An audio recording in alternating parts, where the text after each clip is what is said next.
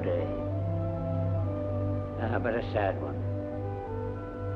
It was just such a day as this 40 years ago. 40 years. It's a long time. Anyhow, I was happier then. Much happier. We were standing here on this very spot, heat of the night. We'd be standing here still if she wasn't so stupid.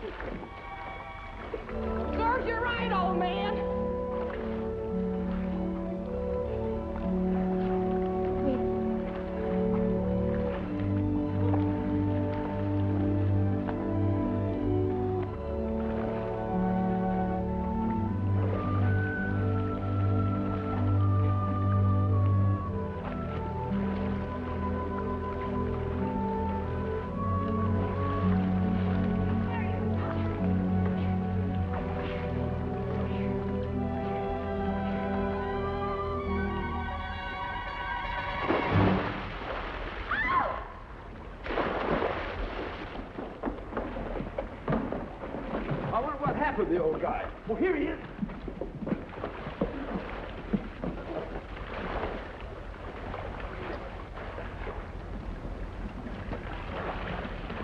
Need any help? Well, I ain't diving for pennies. We got the old guy. Oh!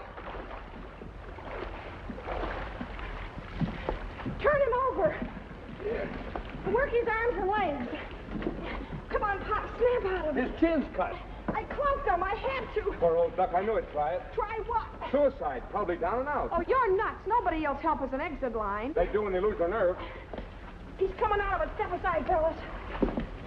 Okay, Pop, open those roly-poly eyes. Where's me hat? That's gratitude. Now he wants his hat. Especially in you. How do you feel? Well, I tell you, I'm a man that's allergic to water.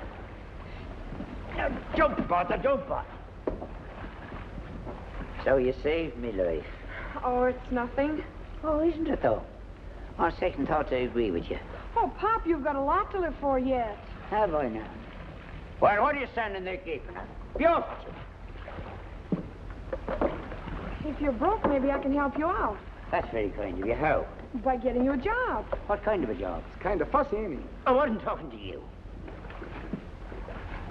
You were saying, young lady. If you come and see me, maybe we can dope something out. I gotta hurry now. I'm late for work already. What's your name? Judy. Judy Peabody. Where can I find you? I work at the Stork Club. Stork Club? What's that, a foundling home? Well, there are a lot of beautiful babies there. Well, take care of yourself, Pop. I will, thanks. Want a lift? Lift? In my car. No, thanks. I've got a car of my own.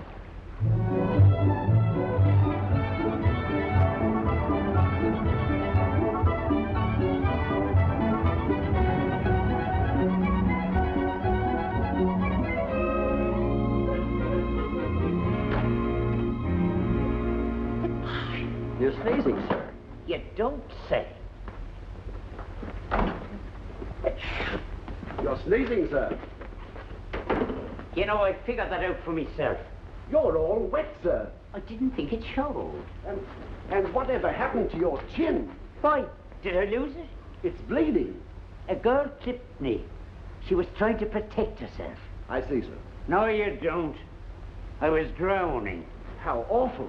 You better take off those wet clothes, sir. I'll telephone Dr. Marston immediately. Give me your waistcoat, sir. You're all right. Sound as a dollar. Sound as a dollar? Now, what does that mean? You'd better stay in bed today, J.B. I'll look in on you in the morning. Don't bother. Every time you look in on me, it costs me $10. Goodbye, J.B. Will there be anything else, sir? You call Curtis. He's on his way over here, sir. Good. Sit down, Miss. I beg your pardon, sir. Sit down, man. I want to ask you something. Fisk, did you ever drown? Why, no, sir. I mean almost. Well, I just did. As I was going down for the third time, my whole life flashed before me just like a movie. How was it, sir? It stank. I understand, sir. Oh, you do, huh? Well, no matter. Fisk, I want to ask you something as man to man. If I had drowned, would you have missed me? Yes, sir, I would. You're lying. No one would miss me. Not even my wife. I'm sure Mrs. Bates would be inconsolable, sir. Nah, she wouldn't shed a tear. Well, maybe one or two just to be polite. I'm certain Mrs. Bates loves you very much and always will, sir. Then why did she up and leave me? You told her to. That's no excuse. I don't want to see anybody but me lawyer. Very well, sir. I'll come in, Mr. Curtis. Oh, yes. Hiya, J.B. Got here as soon as I could. Remind me to give you a medal. Scotch and soda, please. Why can't you drink bourbon? Scotch costs money. Oh, you got enough money to buy all the scotch in town. Scotch and soda, please. Bring me one, too. Very well, sir. May as well try it before it's all gone. Well, J.B., what's on your mind? Tom, I want to do something for a young lady. Something in a financial way. Financial, huh? Blonde or brunette? Blonde. Hair of spun gold. How old is she? Oh, 21 or 22, I say. It's your age, I'd say. Yeah, I know what you say, but don't say it. I fell in the ocean and she saved me life. Hmm? So now you're feeling generous, huh? Very. I want to make her life beautiful. Well, you can count me out. Count you out? What do you mean? Remember, I've seen your bursts of benevolence before. Ah, but this one is different. So was Goggins. He was sorry for him, ordered me to pay him $50 a week for life. And you felt you'd robbed him of his incentive to work and stopped his allowance. I was right. You were right, and I was hooked. I've been paying him out of my own pocket ever since. Well, if I take Goggins back, will you do what I ask? I don't want to wind up supporting any blonde. Well, supposing I give you a signed paper saying I can't stop you. How would that do? Well, if you can't stop me, it's okay. Ah, good man. Anything else, sir? Yeah, lock up the scotch. Just how happy do you want to make this girl? Completely happy. It won't cost much. I'm sure her wants are small. How do you figure that out? By the bathing suit she was wearing. Look, why don't you leave it to my judgment? I learned about making girls happy the hard way. What's her name? Judy Peabody. Where does she live? I don't know, but she works at the Stork Club. Stork Club? You know the place? Very well. If you'd lived any kind of life at all, you'd know about it, too. I know. But this girl, Judy, she still has her life before her. At least I'll have the joy of making her future a bright one. I think you're on the level this time. Of course I am. There's just one thing. She's not under any circumstances to know it comes from me. She thinks she saved a poor man. To Judy. To Judy, who works at the Stork Club and whose wants are small. I wonder.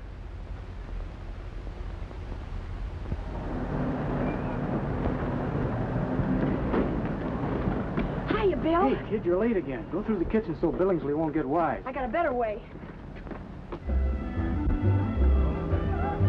So you finally got here. What's your excuse tonight? Since when do I have to explain to the help? Oh, hello, Mr. Billingsley. I didn't know you were here. Yes, I happen to be one of the people I haven't barred from the place. Could I have a word with you? Oh, certainly. I'm all ears. Come with me, please. Where do you go to collect unemployment insurance?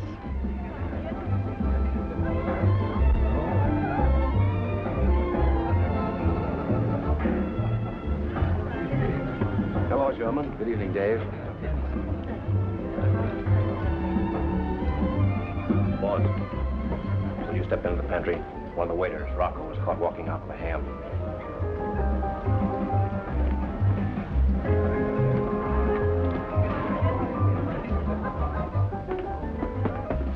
Give him back the ham. Here, you might want to make some sandwiches. Now you can leave and keep going.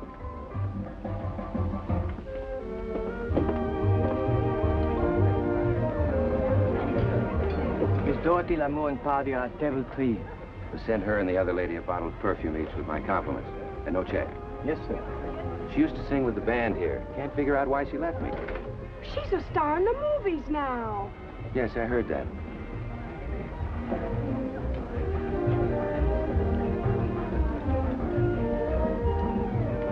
Just received a reservation for Lieutenant and Mrs. Robert Taylor. Oh, that would be Ruby Stevens. Forget what she changed her name to. You must mean Barbara Stanwyck. Oh, yes, that's it. A bottle of champagne for Ruby and Bob, and no check. Yes, sir.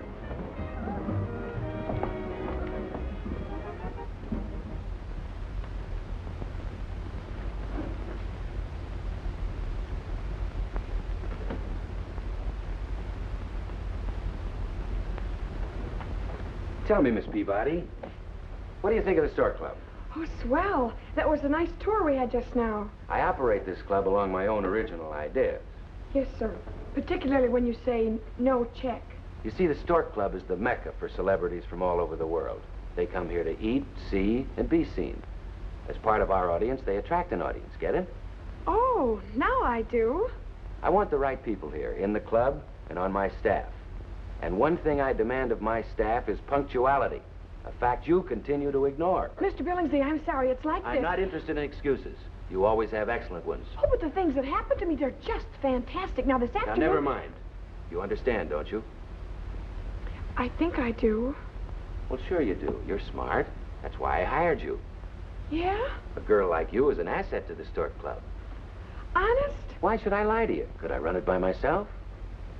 No. I need plenty of help, good help. People who think of me once in a while.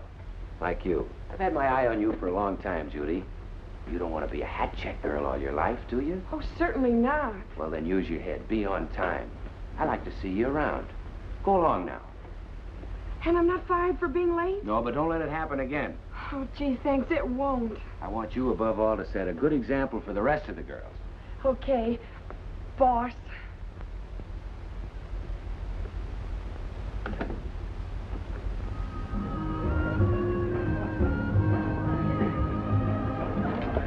Did he tie the can to you? You don't hear it rattling, do you? Swell. Good evening, sir. Good evening. Hey, it's canteen night again tonight. The boss is furnishing the food. Want to go? Sure. Do you know if he's going? I don't know, but I bet he does. Oh, gee, I wish I could get on so he could hear me sing. Good evening, sir. You know that Billingsley's the most generous guy I ever knew. He was wonderful to me. Yeah? Yeah, but I hate to say this. I think he's a little bit screwy. Screwy? Why? Well, he thinks that Barbara Stanwyck is a girl named Ruby Stevens. Cracking up. Definitely.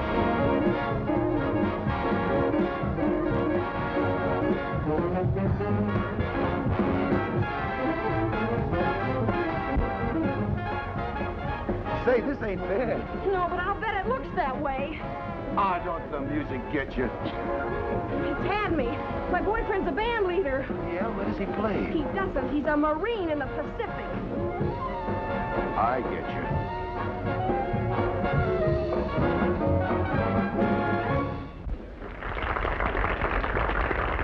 I was all set to sing with this band, but I guess that's out for the duration. Say, by the way, I haven't heard from him in a couple of months. Does that mean anything? Anything. Hey, Billingsley just came in. Where is he? Over by the door. Attention, everybody. In this canteen, we entertain ourselves. Any volunteers? Put me down. That's the boss's face. I want to know how I did. Good night.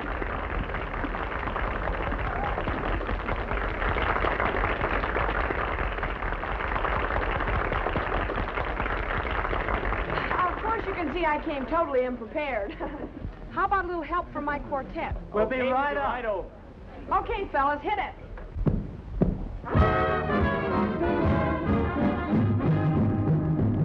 There's a doctor living in your town. There's a lawyer and an Indian, too. Neither doctor, lawyer, nor Indian chief could love you any more than I do. There's a barrel of fish in the ocean. There's a lot of little birds in the blue. And neither fish nor fowl, says the wise old owl, could love you any more than I do.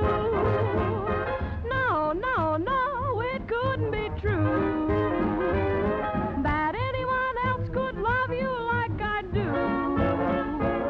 I'm gonna warn all the dead-eyed dicks that you're the chick with the slickest tricks, and every tick of my ticker ticks for you. Follow through. Tell the doc to stick to his practice. Tell the lawyer to settle his case.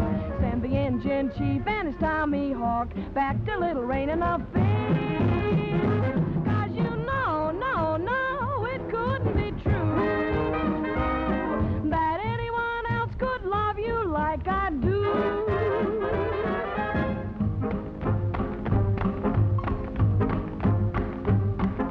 No, it couldn't be true that anyone else could love you like I do. And confidentially, I confess, I sent a note to the local press that I'll be changing my home address for you.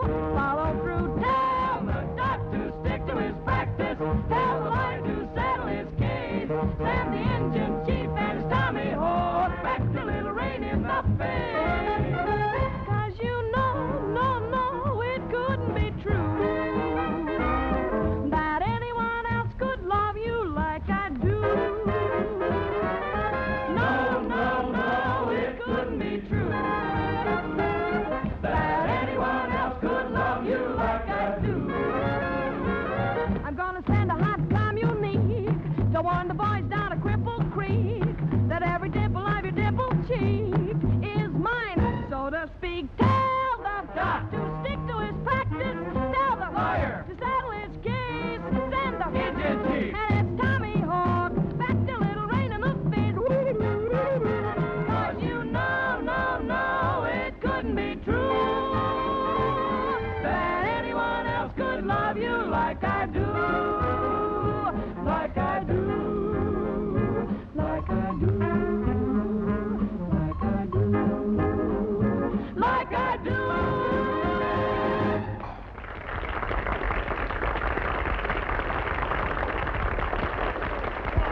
These kids are wonderful. Did you watch his face?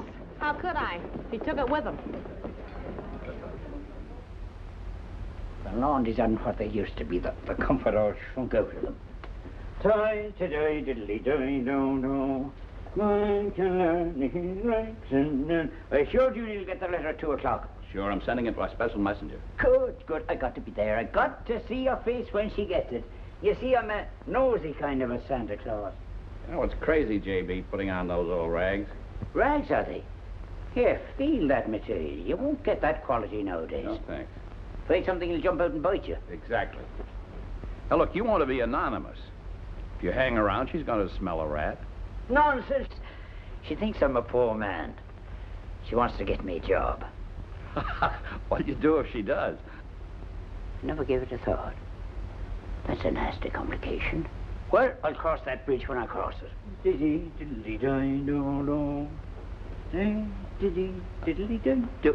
How do I look? You look like a tramp. I wouldn't think it possible.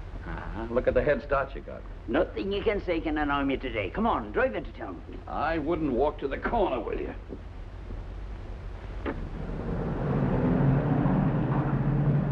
Excuse me. I wonder would you be kind enough Here to... you are. And don't tell me you're going to spend it on food. Well, how dare you? I ought to...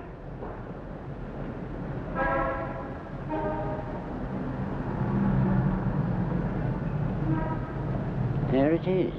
Sure enough.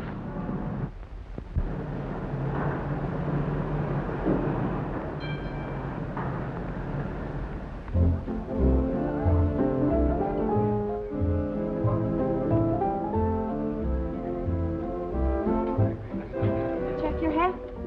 Pop! How are you, Judy? How have you been anyway? I've been managing. Anyhow, you're still alive. Is he? Oh, Gwen, this is Pop. I pulled him out of the ocean. Why? Young lady, what kind of a question is that? Have you no feeling for your fellow man? Not a shred. Oh, don't pay any attention to her, Pop. Listen, you stick around. I'm going to see what I can do about getting you a job. No hurry at all. At plenty of time. Don't want to work, huh? I'm beginning not to like you. Don't encourage it. Look, Pop, you want to make something out of yourself, don't you? He already has. Look at him. You do want to work, don't you? Well, not if I can possibly escape it. I'm not easy placed. I have limitations. What'll I do with him? Throw him back in the ocean. Oh, I can't do that. Oh, thanks. But I am going to get him a job. Hey, Pop. Fooler, take a powder. I wonder what your mother was like. Mr. Coretti, how are you fixed for help? How? Do you mean there's somebody who wants to work? Well, I think he could be talked into it. Judy, for a good waiter, I would give both of my right eyes. Oh, he's more the busboy type. Then I'll give only one. Swell.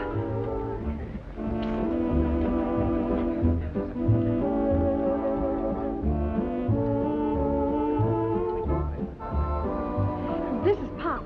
Mr. Coretti, Pop. Mr. Coretti, is it? Come with me. Good luck, Pop.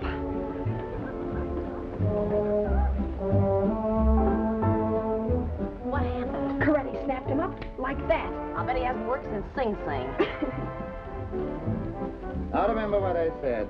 Don't pile too many dishes on one tray. Be courteous to the waiters. To the waiters? Yes. We can get all the customers we want. On your way.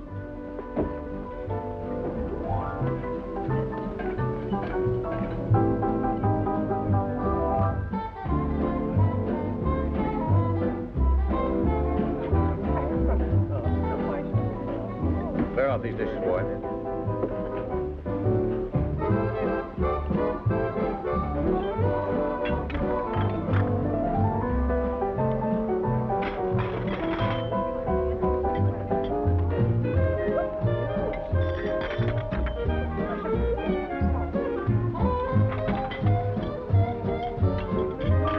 I'm not finished with this yet, boy. You are as far as I'm concerned. What's the matter with him?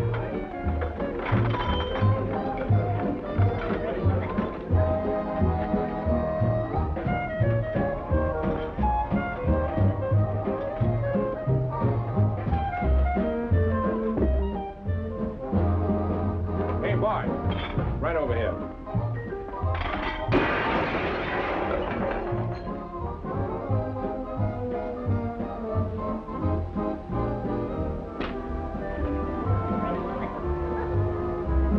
Well, Pop, when do you start? I've already finished. What? Short hours. It's the union I belong to. Now, Pop, come clean. I'm sorry, and I hope you'll think none the less of me for being the kind of man I am. It's not that I'm not grateful to you, because I am. That's okay, Pop. I'll think of something else. Oh, no, you won't. You go over there and sit down. I'll be off in a few minutes and we'll talk about it. Well, we can talk about it, I guess. Why don't you give him a couple of bucks and let him go? No, I like him. I think I'll adopt him. Now, Judy, you don't know anything about his parents. Where can I find Miss Judy Peabody? I'm Judy Peabody.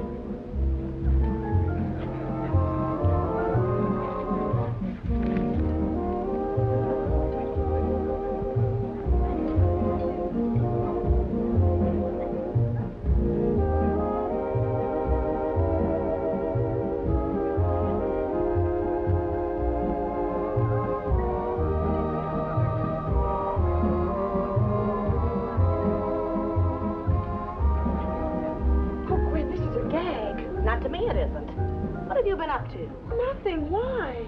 That line, you have been most accommodated. That's a lie. I wouldn't take that too seriously. Somebody thinks very highly of you. I'll say they do. Nothing like that ever happens to me. Do you think it could be on the level? It's a cinch to find out. That's right. Locks Fifth Avenue's the biggest store in New York. They sell everything from a baseball bat to a diamond lavalier. Who needs a diamond lavalier? The very vulgar. If that letter means what I think it does, you'll need a baseball bat. I'll try it out on Pop. On me? We'll take it to the men's department and get you outfitted from head to foot. If it works, we'll buy out the joint.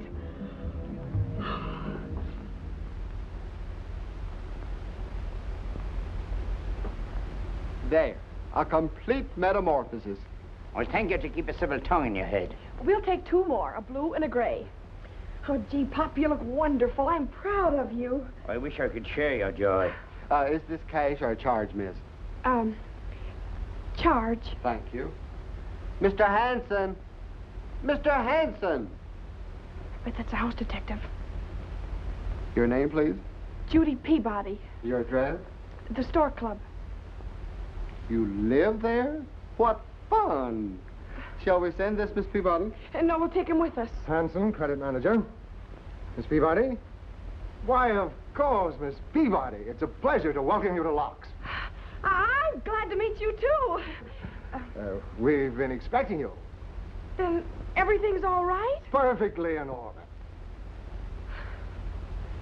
Where are the mink coats?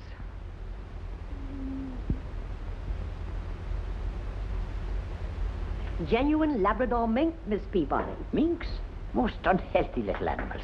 How much is it? $6,000. Feel it, sir. I can feel it from here. Oh, it's beautiful. And the price is right. But, Judy, wouldn't it be better if you first looked at some nice cloth coats? Oh, Pop, you have no idea what mink means to a woman.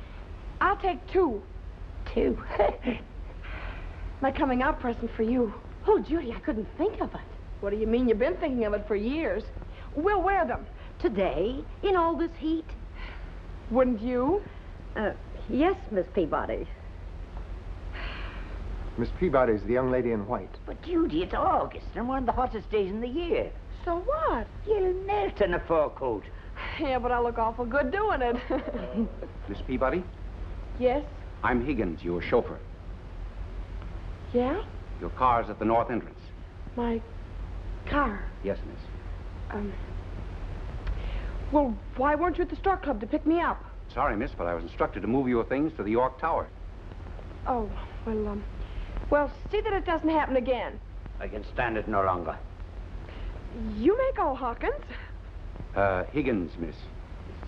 Higgins, Schmiggins. You may go anyway.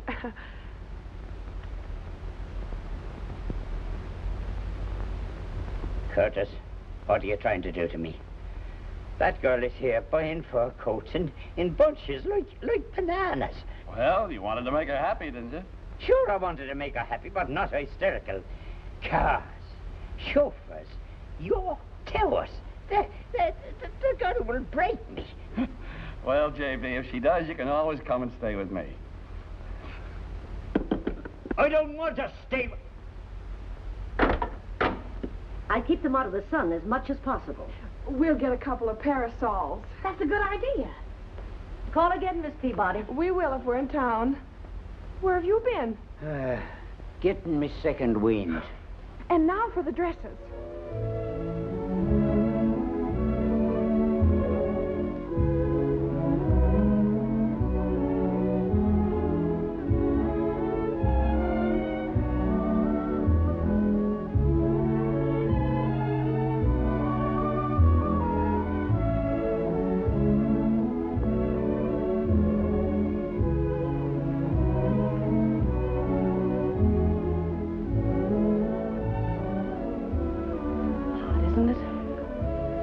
Be a better word for it than that.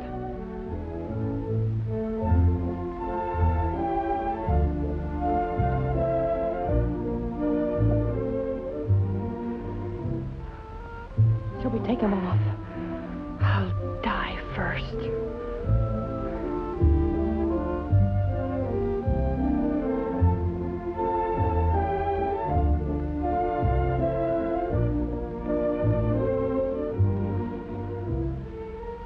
For Pete's sake, buy something and let's get out of here. All right. Miss? Yes, Miss Peabody?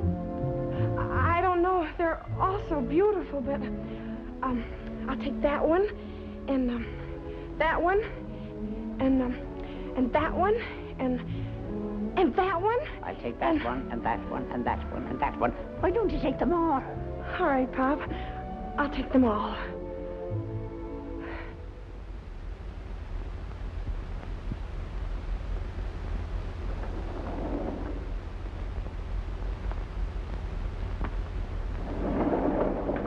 There are only 2 apartments to a floor up this high. Who has the other apartment? It's vacant at present. Why don't you a minute and protect yourself? Would you be having an aspirin on you? No, sir, I'm sorry. This way, Miss Peabody.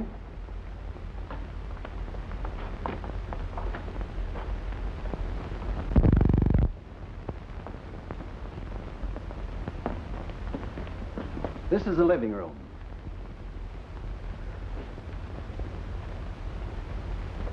Shall I take you through the rest of the apartment? No, we'll do that later. If there's anything I can do, just call me. Thank you, I will. Here, honey. I did a little shopping on my own. What is it? A persuader. You shouldn't have done it. I'm liable to maim somebody for life. Gwen, it's got me down. I can't stand it. All this is enough to drive me out of my mind. Take it easy, Judy. Relax. I have, so why can't you? Take what's freely given to you. Providence works its wonders in mysterious ways. Providence doesn't go around opening charge accounts for hat check girls. Well, I be running along. Oh, no, Pop, don't go. I need your moral support. Do you now? Besides, where'll you go?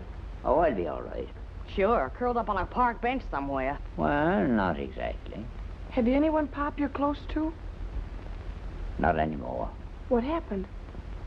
My wife left me 6 months ago. Why? I told her to. There was a slight complication.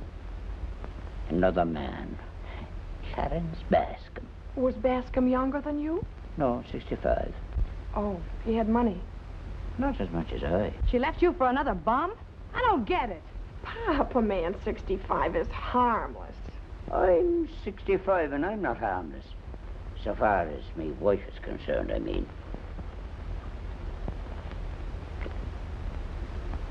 That's her picture. Isn't she lovely? Yes, Pop. I think the whole thing must have been your fault. Why does everyone side with Edith? Now, Pop. Till you get yourself straightened out, you better stay here with me.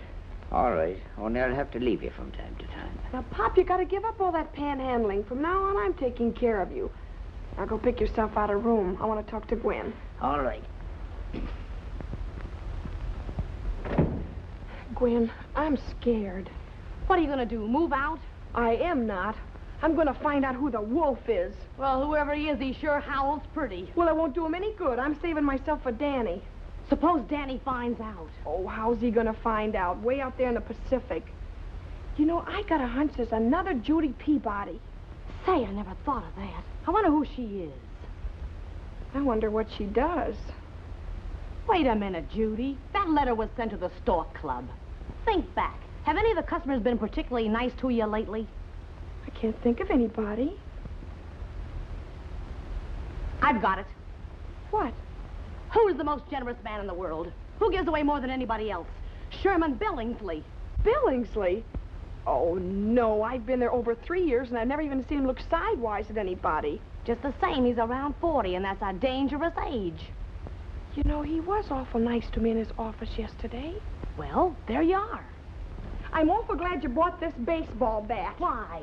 Sherman Billingsley's going to look pretty silly with no teeth. Are you quitting the job? No, I'm not. But I'm going to play sick tonight. I got to have time to think this thing over. You want me to tell him? No, I'll phone.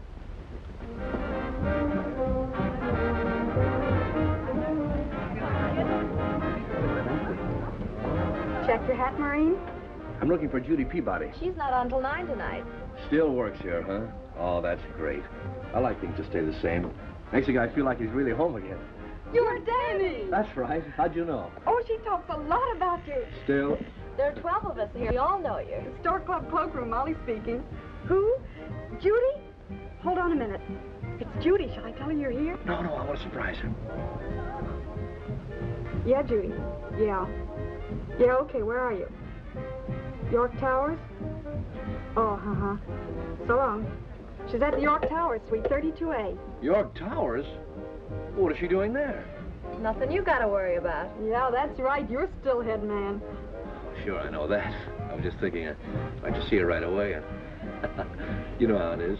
Well, get going. You want to see what I brought her? Sure. Take a look. She probably think I got it in China. Well, didn't you? No, Frisco. Oh, she'll love it. I hope so. Well, I got to be running along. I'll see you later. So long.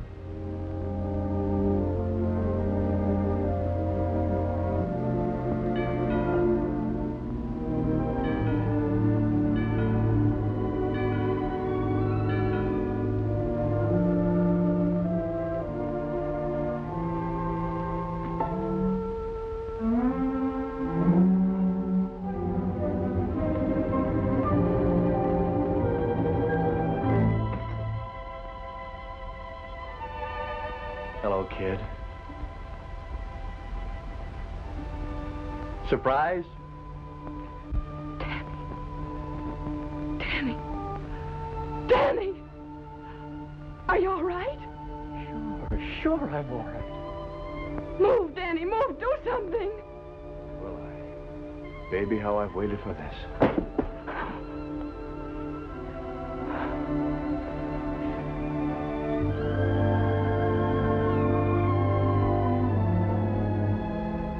Wow! Say it again, Danny. Oh, I can't talk yet for a while. Talking wouldn't make sense now. We can talk later. Oh, I just want to look at you, make sure it's you, but you still feel the same. You do, don't you? Yes, Danny. Oh, sure, I can see it in your eyes. Your eyes talk, Judy. They say what you're thinking. They always did. Oh, I knew you wouldn't change.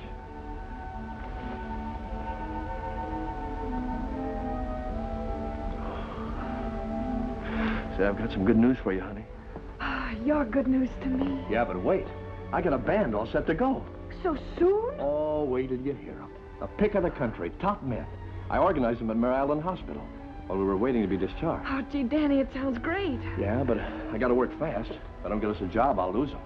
You can't hold guys like these together without dough. How would you like to work at the Stork Club? Well, is there a chance? I think it can be fixed. I'll talk to the boss. Oh, the same old Judy, huh? You're going to sing with the band, you know that, don't you? Am I, Danny? Nothing but the best for me. Well, say, I brought you a little something. Did you, darling?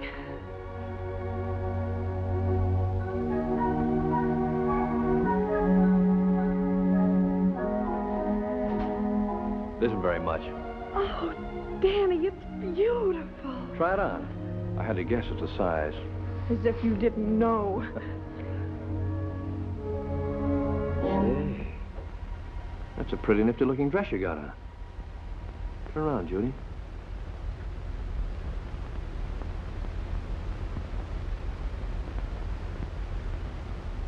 Yeah, very nifty. Do you like it? Yeah. Business must be good in the check room. Where are we, Judy? Let's try the jacket on. Oh. Whose apartment is this? Well, in a way, it's mine, Danny. In a way? Yes. What kind of a way? In a perfectly innocent way. You live here alone? Well, practically. Well, I picked myself out a fine room. Oh. Who's that? The butler. Butler? Mr. Butler. This is Mr. Wilton. Danny Wilton. Can it be? Danny, the young man you're in love with. Oh, now look, who are you two trying to kid? Oh, honest, Danny, Mr. Butler knows all about you. Yeah? Well, I'd like to know all about Mr. Butler. Oh, that's easy. And this apartment. Well, that's not so hard either. Well, not for you, I guess. All right, I'll tell you. I inherited some money. I see. From an uncle who's in oil.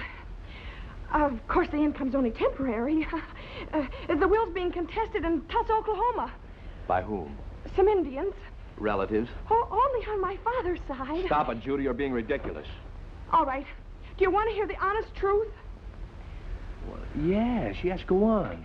Well, it's like this. It's him. You see, I saved his life, and he was so grateful. So grateful that he bought you extravagant clothes, expensive apartments. That's right. He isn't it? Of course it is. There. Why don't you stop lying? I've heard of things like this happening to other guys while they're away, but I didn't think it could happen to me. I kept thinking you were different. Day after day and night after night. It was the one thought that kept me going. Danny, please listen to me. I can No, thanks.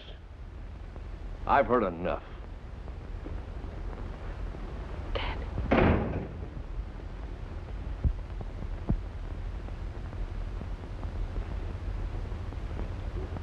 How did you make up that story about it being me? How could I tell him the truth when I don't even know it myself? Why didn't you show him the letter? Oh, fine. Then he'd think the worst. The letter says I've been very accommodating. Oh, if only he'd come home yesterday. I'm sorry this happened. Maybe I could help you to find out who he is. Oh, but you don't understand, Pop. You see, I think I know who it is. Oh, you do? Yes, my boss. Billingsley. And the worst of it is I have to go to him tomorrow to see that Danny gets the job at the Stork. Now, Judy, promise me you won't do anything we'll both be sorry for. What do you think I am? Don't answer that. Any calls? Judy at the cloakroom is here to see you. Oh. Well, okay, tell her to come in.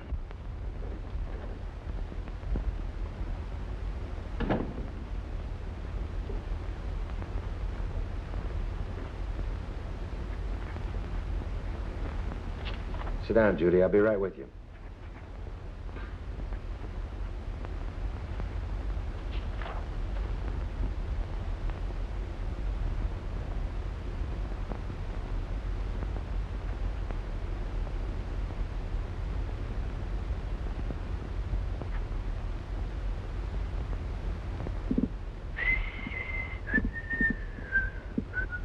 Is anything wrong?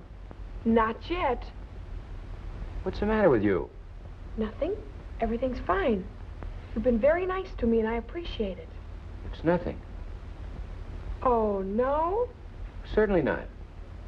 Look, Sherm, Mr. Billingsley, that's right about my being under no obligation, isn't it? Your only obligation to me is to be on time and do your work properly. I don't get it. There is one thing, however. What? We'll get along much better without these surprise visits. I get it. Oh, I almost forgot what I came here to tell you. What's that?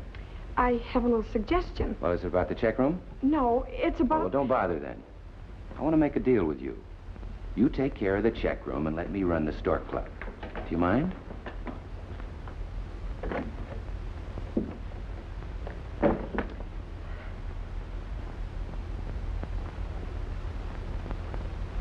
Come in, Miss Peck.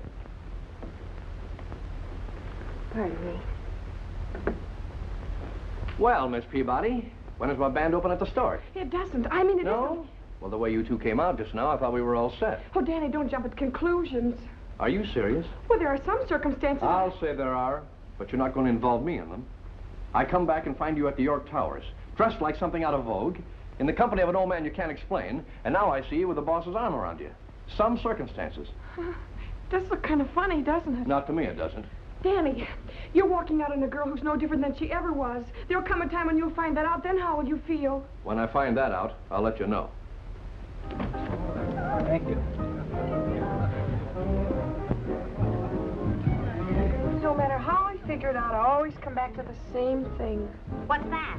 I love him. I gathered that. I just can't let him lose his band. Me in the bargain. Well, how's he going to keep the guys if he can't get a job? Maybe he can't keep them, but I can. How's that again? You wait and see. When we knock off here, we're going over where he's rehearsing. Oh, I was hoping we could go shopping again. I could use a new girdle. Who couldn't?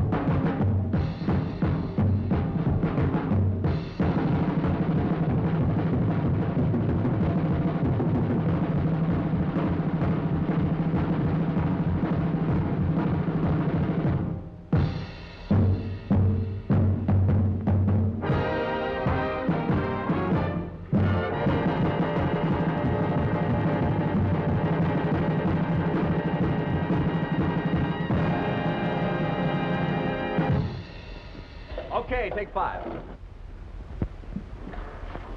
Jimmy! Gwen! You stood me up the last time we had a date. That was 3 years ago. What happened? Well, I'll tell you. I was standing on the corner, a military band went by, and the next thing I knew, I was in Camp Roberts. Well, I'll give you one more chance. Meet me tonight on the same corner. You got a deal. Danny, can I see you a minute? Okay. The band is swell, Danny. Thanks. And if you open in a good spot, your fortune is made. That's right. You like rich guys, don't you? What kind of a crack is that? This is a waste of time, Judy. But I'm in a spot to help you keep the band together. Thanks. I'll find a way to do that. Now, you run along, will you? No, I won't. I'm going to get sore in a minute. I'm sore now. This is very embarrassing. Don't blush so easy. You ought to. Get smart. I'm loaded like a transport. Will you blow? It's Lend-Lease. Don't be a chump. No. Well, thanks, Judy. Nice you to drop in on us. Don't mention it, Danny. Well, fellas, you're all set.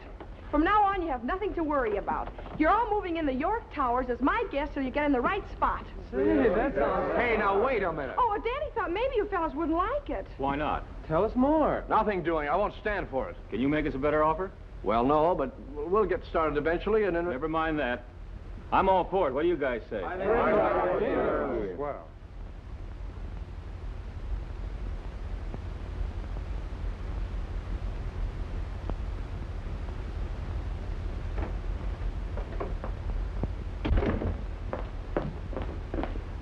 Pop, we're going to have company. I'll put my shoes on. The Wall Street Journal. Pop, you slay me. You seem in mighty good spirits. In a way, I am. I'd like to speak to the manager, Mr. Gray. You made it up with the young man? No, Pop, that's all off. That's a pity. Mr. Gray, this is Miss Peabody. Is the apartment next to mine still vacant? It is? How many rooms has it? 12? That's fine. I'll take it. You can charge it to my account. Or in about an hour.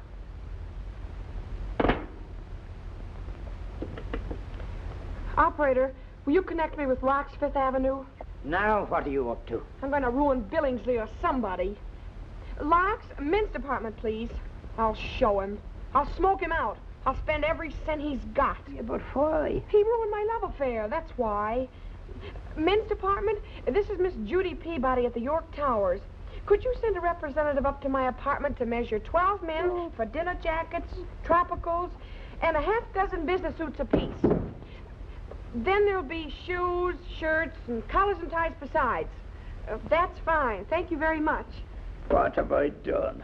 Pop, did you hurt yourself? What? When you bumped into the wall just now. Did I bump into the wall? Well, what do you think? Judy, I must tell you something. I am a... Now, don't tell me you're leaving again. I think both of us should leave. Not me. I'm after somebody's scalp, and I won't rest till I get it. But, Judy, it's my scalp. You must have hit your head. Why don't you go lie down? Judy, you must believe me. I'm a rich man. I hope to bring a little happiness into your life because you saved mine. But, me good girl, your kind of happiness is more than I can afford. Well, why don't you stop it, Pop? I thought of that one ahead of you. Call Curtis. Find out for yourself. Yeah, he would know. I want to talk to him anyway. His number's Victor 21098. You read that on his letter to me. Call him. Call him.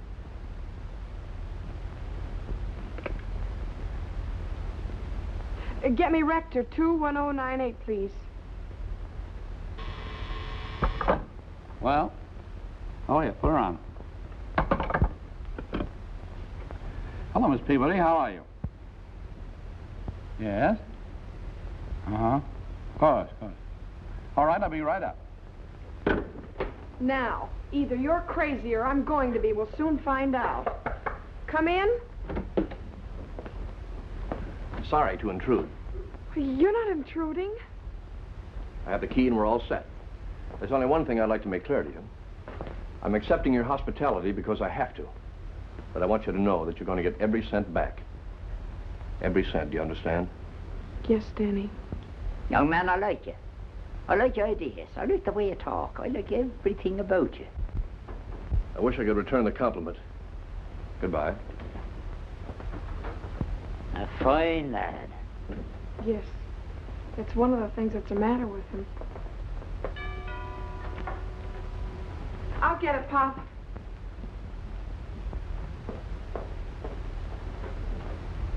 Are you Mr. Curtis? Yes, Miss Peabody. Come in. Thanks. Well, it took you long enough to get here. Now, sir, tell this young lady who I am. Why, I never saw you before in my life. What? Is he annoying you? Yes, he is. He told me a terrible lie. I told her who I was. I expect you to confirm it. I think the poor old chap's demented. Come on, you better get out of here, old man. Oh, no, I don't mind if he stays here. I just wish he'd behave himself. What did he do? Will you or will you not tell her who I am? Please, if you're not sure who you are, don't advertise the fact. Oh, Mr. Curtis, I'm trying to find out who's keeping me. Well, you mustn't do that. Your benefactor's a very generous man, but he wants to stay unknown. I'll find out who he is some way. I don't think you will, Miss Peabody. Is it you? No, I pay the bills, though, and you can go right ahead and do anything that's going to make you happy. Oh. Well, whoever he is, I'll break him if it's the last thing I do. Well, that will take quite a bit of doing, Miss Peabody. Goodbye. Goodbye. Curtis! Hiya, J.B. Oh, you know me now. How dare you say you didn't know me? Well, you told me not to let her know who you are. Never mind what I tell you to do. You do what I tell you. I'll try to remember that. That girl's out to break me. How can she, J.B.? She's organized. Look, you're a solvent. What can it cost you? $200,000 or $300,000. And, of course, the gift tax. Gift tax? What's that? Well, if you'd ever given anything away before, you'd know.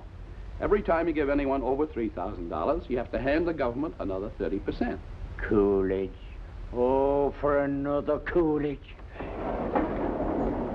After you, J.B.? I wouldn't ride in the same car with you. I'll walk down.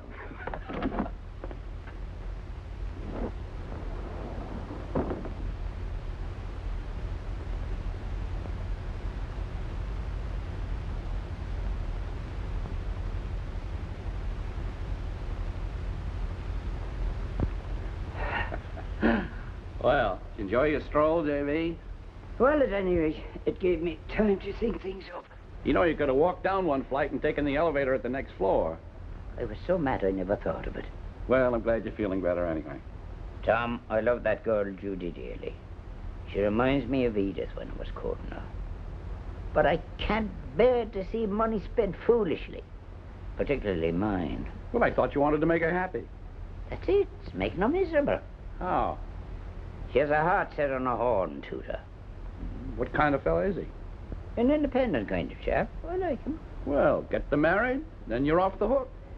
Kurt, as much as I hate to admit it, I think you're right. But it's not going to be easy. Why not? It's jealous of me. See you?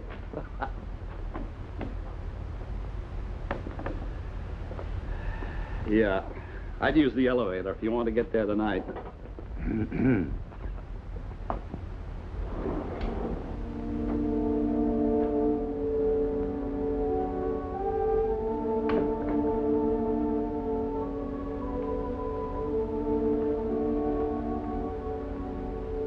Judy. Yes. I want to ask your forgiveness. I don't know whatever possessed me to act like I did. Neither do I. How could you make up such a lie? What was the point? I guess my poor old brain isn't what it used to be. Pop, I'm sorry. But I still have my lucid moments.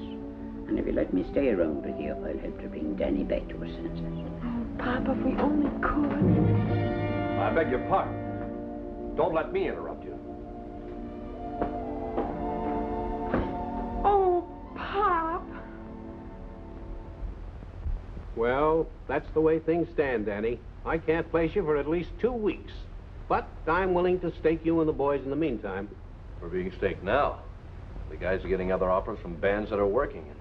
Well, I can't hold them together 2 weeks longer. That's a tough break. But keep in touch with me, though. You never can tell. Yeah, I will. So long. Thanks, Barney.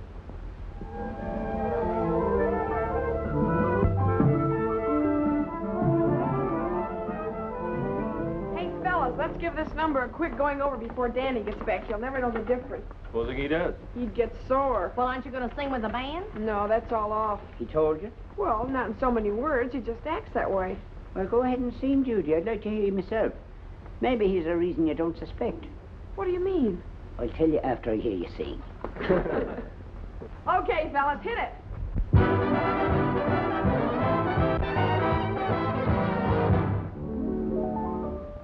When I was young, I found it grim to gurgle in the social swim. The do's and don'ts and la-di-da to me were just a lot of blah. I used my silver spoon at birth for throwing meatballs at my nerve. I always chose to thumb my nose at smarty clothes and party pose. I've ditched the rich and sable set to join the kitchen table set. I used the wrong fork at the Stork of New York. My manners ain't fit for a goop. I'm just a square in the social circle. Who put that fly in my soup?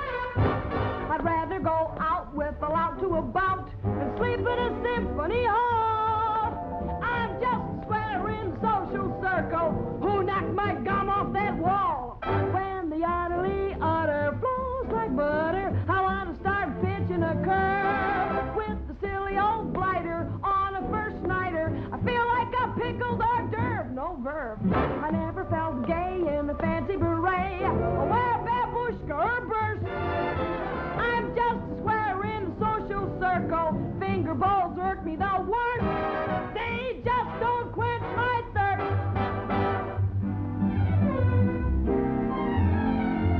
Mrs. Vanderhorst will greet me with a 14-carat shout. My dear, you've simply got to come to my daughter's coming out. Her daughter is a Frankenstein, a Dracula and mink. When she comes out, each stag will shout, good looks, I need a drink. I've dined and clubbed, I've elbow rubbed from Yonkers to Cheyenne. Boo to you, but take your blue blood and stick it in your fountain pen. I want to brush all the plush and the gush. I'd rather get left than be right. I'm just a square in the social circle. Anyone here want to fight? None of me fits with the wits at the Ritz. I'd rather relax on a stool. I'm just a square in the social circle. Anyone want to shoot pool? When a cookie with cabbage gets too savage, wrestle him 3 out of 4. I would rather a sailor hop in my trailer and show me his nautical lore. Why, sure. Ladies in frills only fill me with chills. They're soft as a ball of chenille. I'm just a square in the social circle. I got a muscle of steel. Anyone here want to feel? I'm a square as a pear in a boutonniere. Fancy silk won't stay on. I'm designed for rayon, but I just don't seem to care. I'm a square. Well, I never know in my life seen the like of it. Well, what's the verdict, Pop? Well, you all finished up together anyhow. A couple of times there, I thought the musicians were going to get away from you, but golly, they didn't. It's remarkable. Thanks, Pop. Gee, fellas, you were great. I'll say you were. And you'll sing with the band or else? No, no, no. We gotta keep peace in the family. Danny's the boss, and what he says goes. I'm doing all right, but you guys are just getting started. I wonder, would the young men know a song I'm a little more familiar with? What's that, Pop? In the shade of the old apple tree. We can fake it. Fake it? Well, he means they can make it up as they go along. That's not necessary. The song's already written.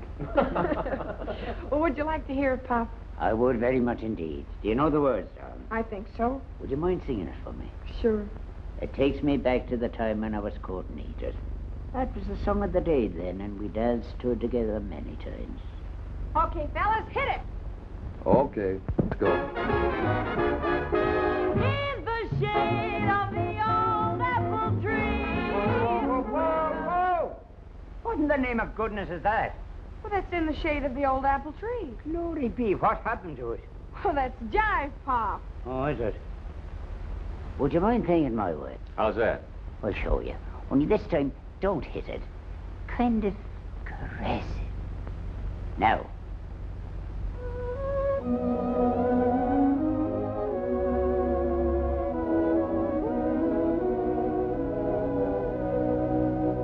In the shade of the old apple tree, where the love in your eyes I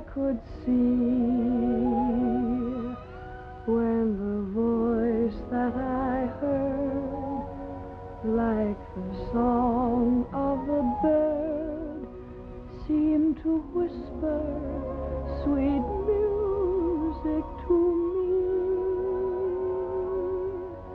I could hear the dull buzz of the bee in the shadows as you said to me. With a heart that is true, I'll be waiting for you in the shade of the old apple tree.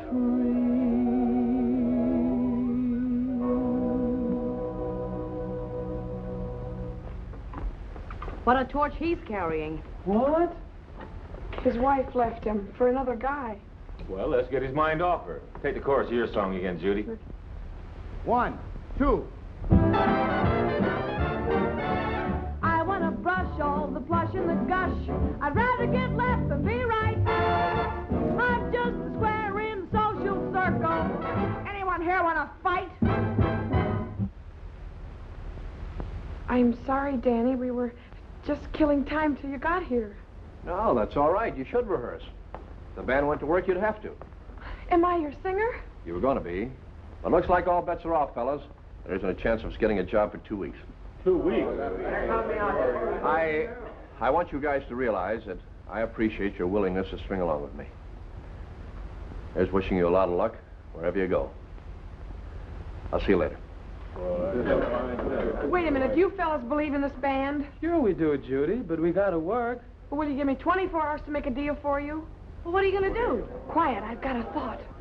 Well, what do you say? Okay, Judy. Wonderful, but don't say anything to Danny. Just go next door and keep him there till you hear from me. Come on, Gwen. What's the dough? Billingsley. He's coming here to an audition. When'd you fix that? I haven't. I'm going to. Can you? Get me the Stork Club, please. I can try. He'll never come here for you. Nobody will for Walter Winchell. Walter Winchell? Sure, they're pals. Billingsley will do anything he says. Give me Mr. Billingsley's office, please. What makes you think Winchell's going to ask the boss up here? Wait and see. Hello, Sally. Give me your boss. How am I doing? You'll get 20 years. Hi, Sherman. Get this. It's hot off the press. No, Sherman. Get the Stork Club off your mind for a second. I want you to meet me at the York Towers, apartment 32A in a half hour. You're going to hear one of the greatest bands in the country. Okay, don't fail to be here. Well? He's coming over. Now, go next door and tell Daddy to get the boys ready in their tuxedos to audition in 20 minutes. I got to change and instruct Pop what to do when Billingsley gets here. Now, hurry.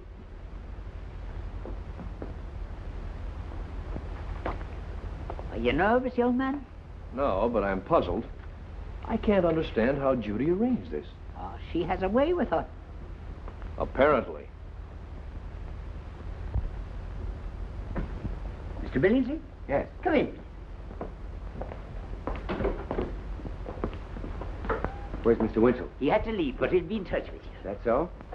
Mr. Wilton, Mr. Billingsley. Well, how are you, son? Very glad to meet you, sir. Walter Winchell tells me you've got a great band. He did? Well, I didn't know I knew. Anytime he doesn't know about anything, I want to hear. Well, yeah, but he's never... Well, I'll take Winchell's opinion anytime.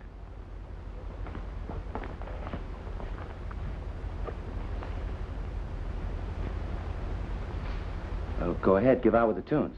Yes, sir. Sit down. Thank you.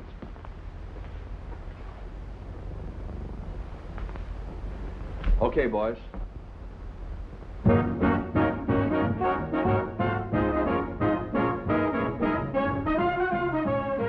What do you think of it? Excellent. Do you really? Of course I do.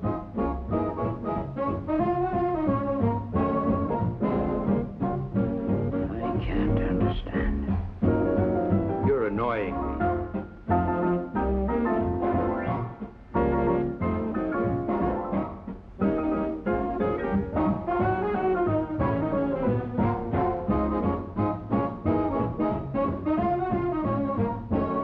I'm beginning to like it myself.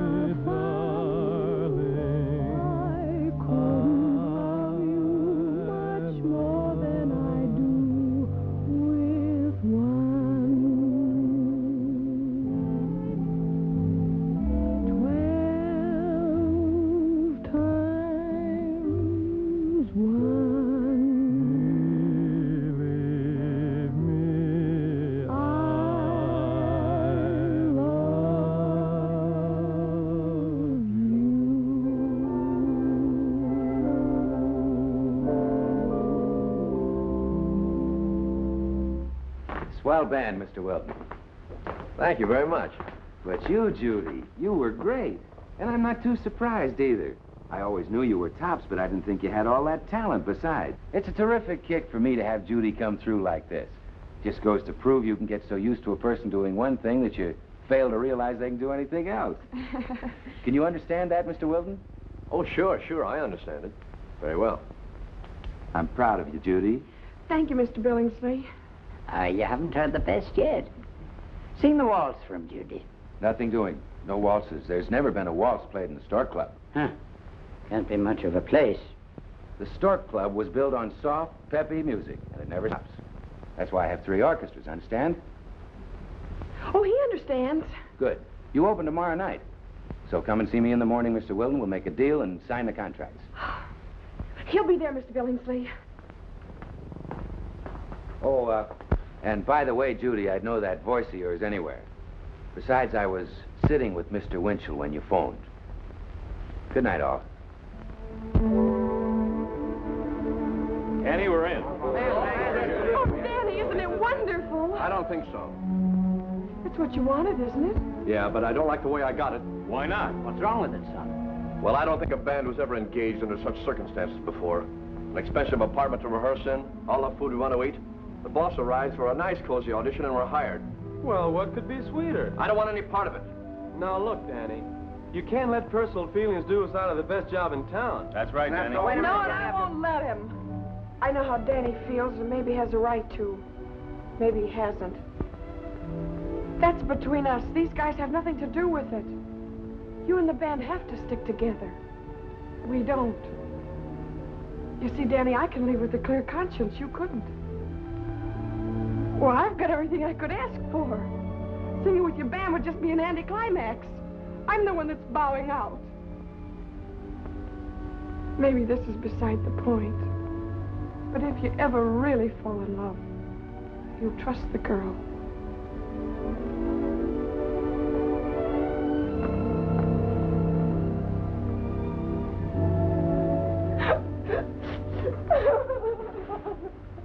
Oh, gee, honey, don't cry. Everything will be all right. Why do girls always have to go for dumb guys? Maybe it's because it makes us look smart. Well, I am smart.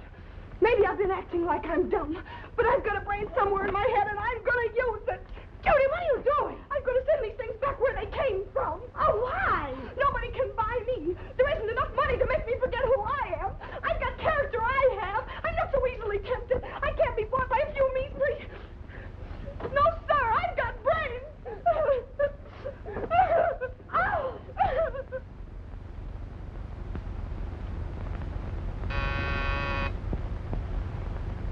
Yes? Judy Peabody to see you. Oh, fine. Send her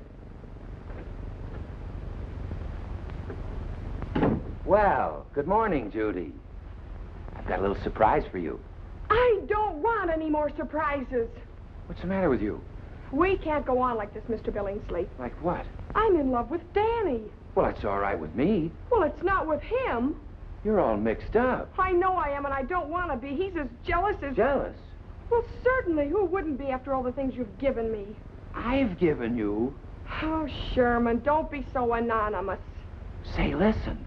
I'm a married man. That's why you ought to be ashamed of yourself. Oh, I've got to get you straightened out. Now, get this. I never gave you anything. Ever. Huh? Why should I? What are you in my life? Well, I don't know, but somebody's behind this. I know this fella, Curtis. He comes to the Stork a lot. He won't talk, though. I've asked him to tell me. Well, don't worry about it too much, Judy. I've been in this town for years, and nobody ever gives anything away for long without letting you know why. You just sit tight. You're a clever girl. Stick to your singing. It's your real future. But I can't sing with the band the way things are between Danny and me. Well, either you do or I don't want the band. Oh, I'll open tonight. Don't worry about that. Atta girl. We'll be very happy together. I understand, Mr. Billingsley. No, you don't, but you will. Come in. I want to straighten you out, too. Don't lose your temper. Why not?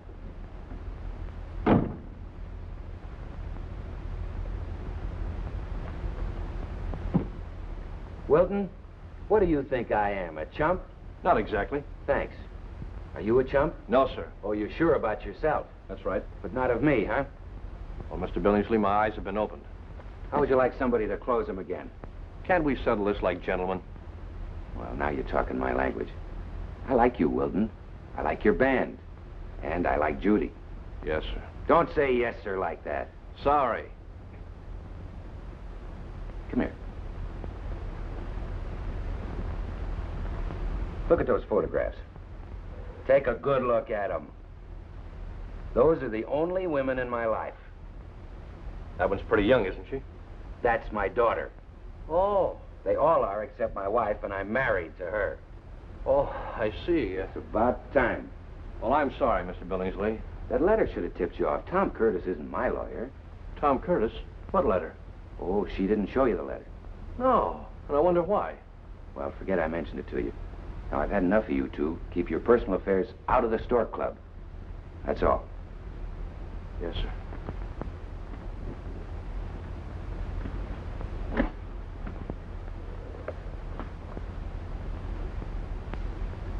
Well?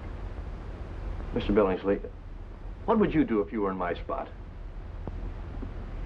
I'd stop bothering me.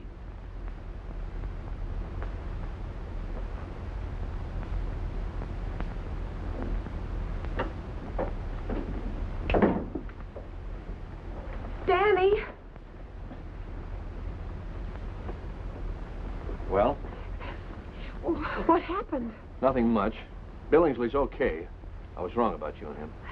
There, you see? No, I don't. You don't? It's got to be somebody. Oh, well, you know who it is. I told you. Pop?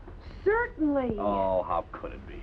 Well, he's a very rich man, and a good man. Wait till you meet his wife. Have you? Naturally.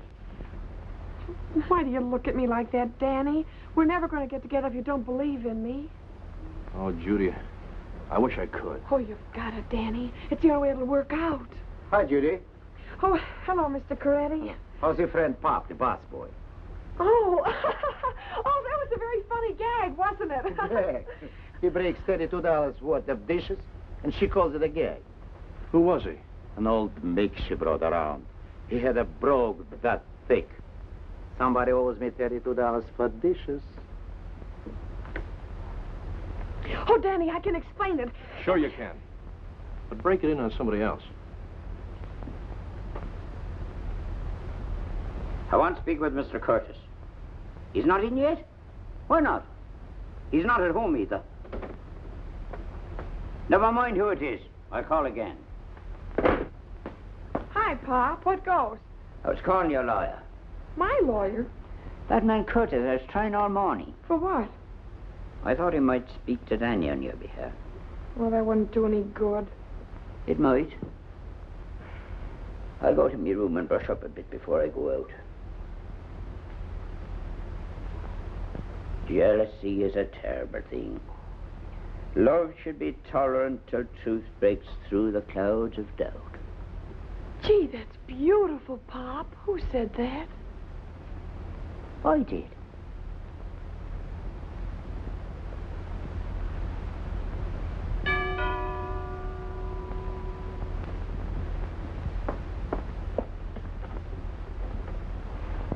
I'm Mrs. Bates. Mrs. J.B. Bates. Yes? Are you Judy Peabody? That's me. Come in, Mrs. Bates.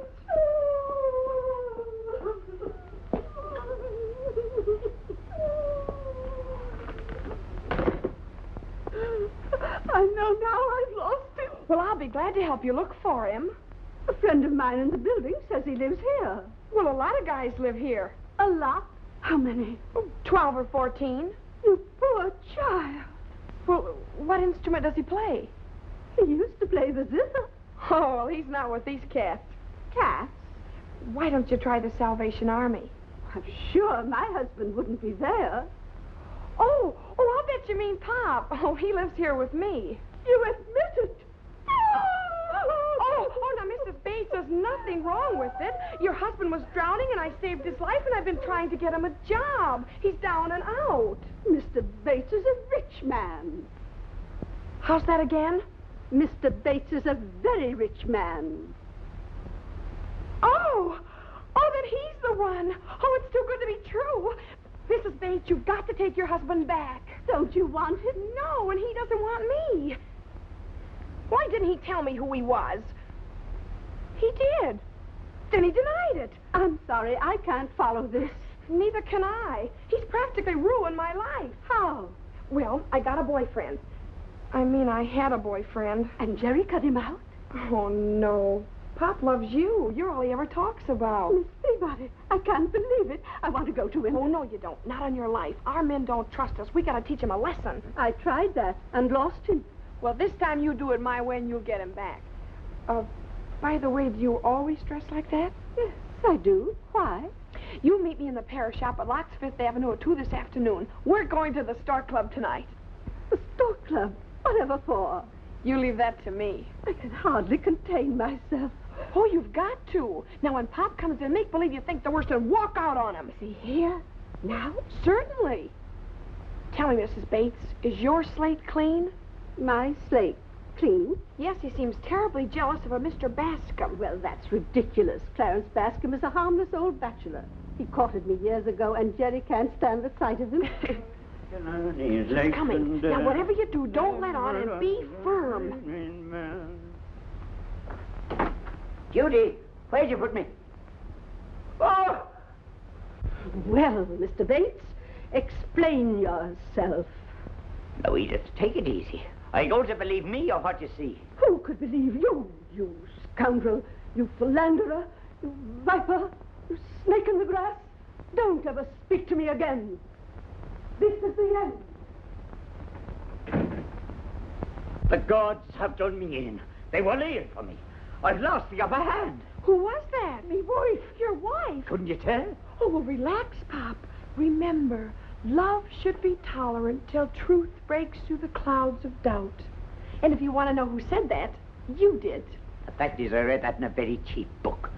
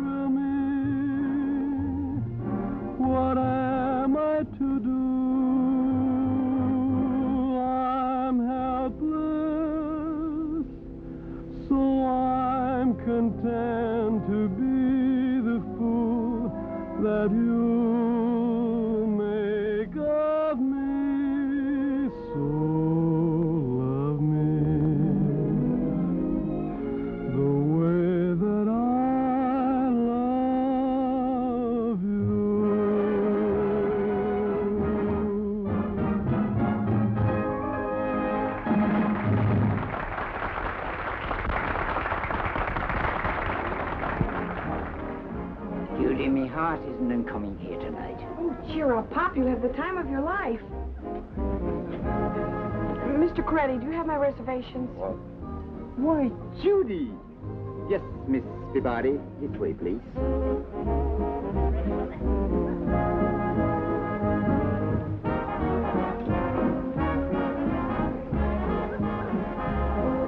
What are you staring at? I never forget a face. You've looked at mine long enough to remember it the next time you see it. Yes, sir.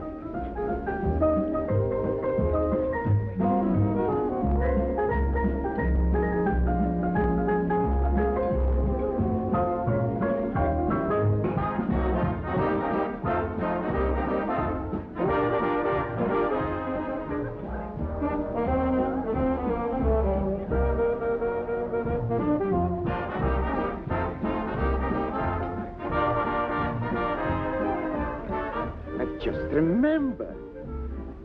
Shall I put the $32 for the broken dishes on your bill, sir? Yes, and add $5 for yourself and forget you ever saw me. It will be a pleasure, sir. 'Tis mutual. Would you like to order now, Miss Peabody? Yes, I'll have some ginger ale, please. And you, sir? The same, with about 3 fingers of bourbon. Yes, sir. Do you drink a lot, Pop? Well, I tell you, I can't get a lot.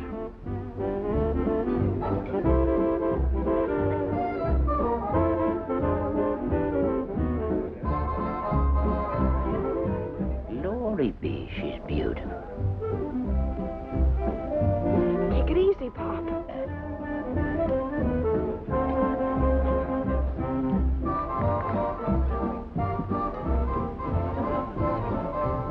Well, hiya, JB. What's going on here? Are you representing her? Who's representing me? That's right. I heard you were caught with your suspenders down. I've a gun. Edith, I'm an innocent man. A very innocent. Yes, Jerry, so it appears. Good evening, young lady. Oh, Mrs. Bates, I hope you don't blame me. Not at all, my dear, but wasn't you to be somebody else? No, it wouldn't. Ah, a love match. I think I'll skip the next round of this battle. Will you excuse me, please? Good riddance. At least she'll talk to you. She won't listen to me. You've got to get me out of this. How? Tell her the facts. Oh, she won't believe the facts any more than Danny does. You can try. Okay. You were great. You've got him on a hook. He's really squirming. I don't think I'll be able to go through with this, Judy. Well, you've got to. If you nail him down right this time, he's yours for life. She says she's going to divorce you and marry somebody who appreciates her. She can't. I'll fight it. I'll take it to the Supreme Court. Tell her that. You're out in front by 20 links. Don't carry it too far. Leave it to me. Well, I think you got a chance. Oh, yeah. It's going to be tough, though. I don't deserve it. First, you got to promise to count to 10 before losing your temper. I've always done that. Then we'll make it 20. All right, all right. Next, you can never take your shoes off in the living room. A man can't live under those conditions. Will you or won't you? All right, all right. And? Oh, there's more. You must promise never, under any circumstances, to be jealous of Clarence Bascom. Bascom? Ah, I see it all now. She'd tie me hands behind me back for the rest of me life, would she? No, no, not if I know it, she won't. Oh, it's very slick of you. Very slick of you indeed, Mrs. Bates.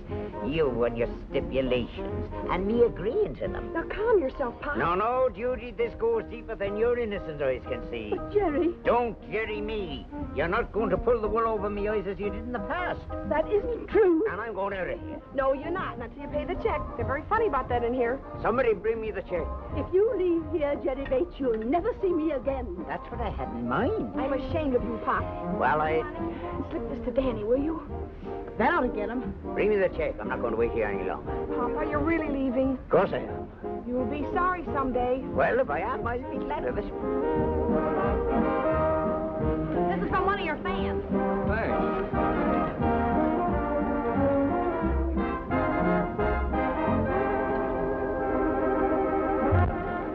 Hey, fellas, the boss wants to hear Old Apple Tree. We'll fake it in G right after this chorus. And it was a lot different, too, wasn't it, Pop? Oh, I know you haven't forgotten. Even though it was a long time ago. 40 years. You told me about it yourself. It brought tears to your eyes when you did. Look at her, Pop. Isn't she beautiful? And just think what she was then. Why, every boy on the block hoped she'd look his way. But she only had eyes for one, a young, wild Irishman. He had a right to be jealous. It was sweet, till it got stupid. In 1905, he was romantic, where they danced to the same song they're playing now. But I guess that's the trouble. He just isn't romantic anymore. Oh, but he is.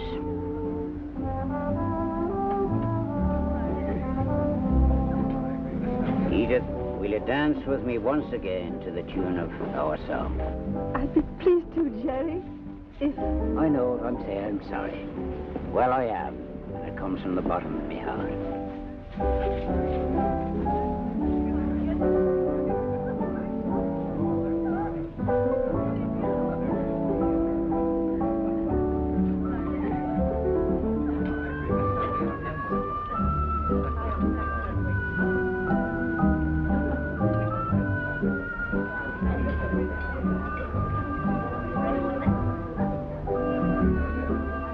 Well, I'm glad that's patched up.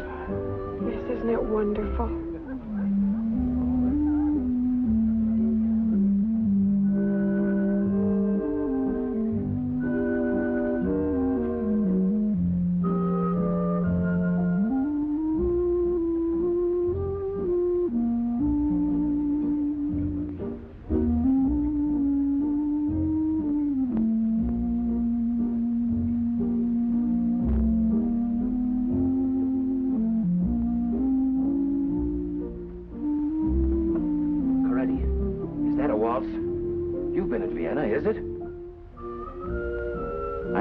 Stork Club so long, I can't remember. No, it couldn't be a waltz. They wouldn't dare. No, sir.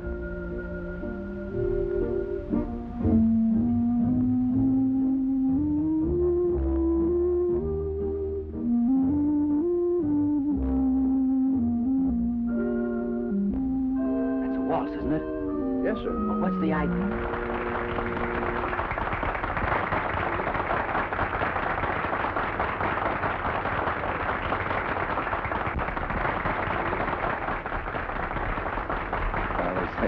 Nothing like a good old-fashioned waltz.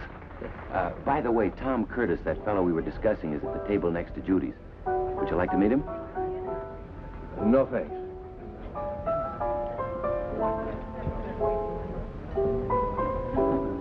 Here, Tom. Take over. Do me a favor, will you, Gwen? Sure, what? Go and tell that guy Curtis he's one on the phone in the first booth. Okay, then. Mr. Curtis, you're wanted on the telephone in the first booth. Thank you. Excuse me?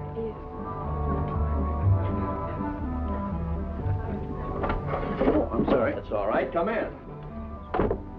Mr. Curtis, I'm Danny Wilson. How do you do? It's rather close in here, isn't it? I liked it that way. Well, it's much more comfortable out at the bar. Uh-huh, but Billingsley's got a rule. Anyone who fights in the Stork Club is barred for life. Well, God, I wish I'd been barred yesterday. Look, Mr. Curtis, some time ago I was in a cave about this size with a Jap. Well, as you gather, I'm here to tell the tale. What happened to the Jap? I know I'm supposed to double over at this point, but there really isn't room. Mr. Curtis, there's only one thing I want from you. Well, I hope I've got it. I want the truth about that letter you wrote to Judy Peabody and everything that's behind it. Oh, is that all? Oh, that's very simple.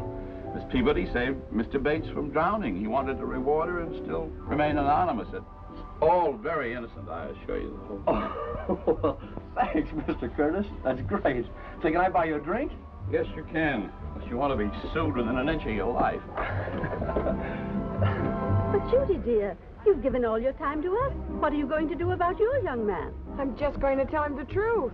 But you can't do that. You've already told him the truth and he doesn't believe it. Pop, what can I do? Tell him another lie. What lie? I haven't worked anything out. I've seen you at work and I've every confidence in your ability. All right, but you've got to back me up. We'll do that in more ways than one. While Edith and I were dancing, we talked about a little surprise fight. Oh, Danny, you know Mr. and Mrs. Bates. How do you do? Danny, I have to sing with the band or Mr. Billings is going to let us all go. That's his privilege. I won't till you believe in me, and I know you won't let me till you know the truth. That's right. But, Danny, you're going to hear it right now. I'm listening. It started many, many years ago, in 1849, wasn't it, Pop? Yeah, 49. That's right, in the summer. It was the year of the gold rush. Yeah, I saw the picture. How'd you like Charlie in it? Stick to the subject. Well, you see, it started the day I saved Pop from drowning. That's when he first discovered who I was. I have a strawberry mark on my left thigh, and my bathing suit doesn't cover it. Pop noticed it. You'll see it someday. Well, Pop casually mentioned that his father knew a man in Alaska with the very same marking. They shared a claim in the big yellowtail mine. Interesting? Very. Oh, I mean the way Judy tells it. I know the story well. But I never get tired of hearing her related. Go ahead, Judy. Thanks. Well, right about here, I think I ought to mention my grandfather's map. Oh, very good-looking man he was, too. The map of the mine. Yes. Pardon the intrusion. Well, my grandfather was lost in the blizzard of '51, and Pop and his father have been looking for me ever since.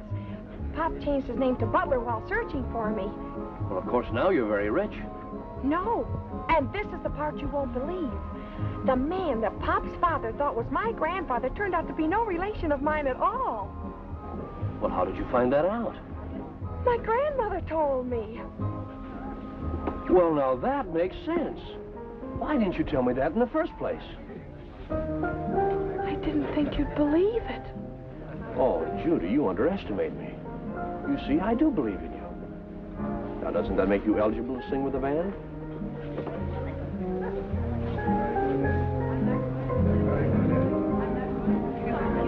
Hurry back, you haven't heard the surprise.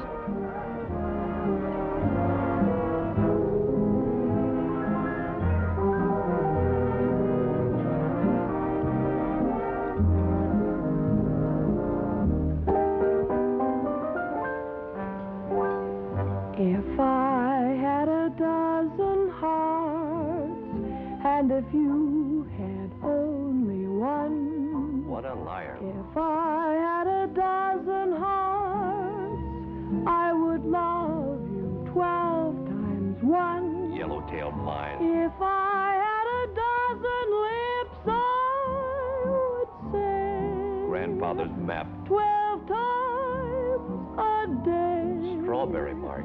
Darling, I love you. Well, seeing is believing. If I had a dozen arms, they would all be holding you. But I forgive you. If I had a dozen dreams, in your arms they would all come true. Know why? Although Because I love you. I know a dozen hearts are fun, I couldn't love you much more than I do with one.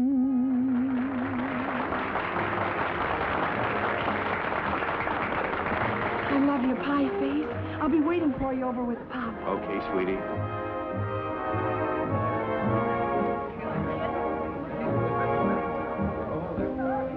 That was lovely, Judy. Thanks. Well, Pop, what's the big surprise? Judy, you saved me twice. When I met you and tonight. I can't repay you, but I have an idea. I've discussed it with Edith, and we hope you'll be pleased that I'm going to mention you in my will. Oh, no, that's out, Pop. Not that I don't appreciate the thought and all, but, oh, I don't know. I don't seem to be able to get along with money. My happiness will come with Danny singing with the band on those one-night stands. Bad hotels, bad food, but we'll be together. We'll be riding on Cloud 9 just outside of heaven. I see what you mean, and I think you're right. 2 young kids in love might get all mixed up with $1 million in the bank.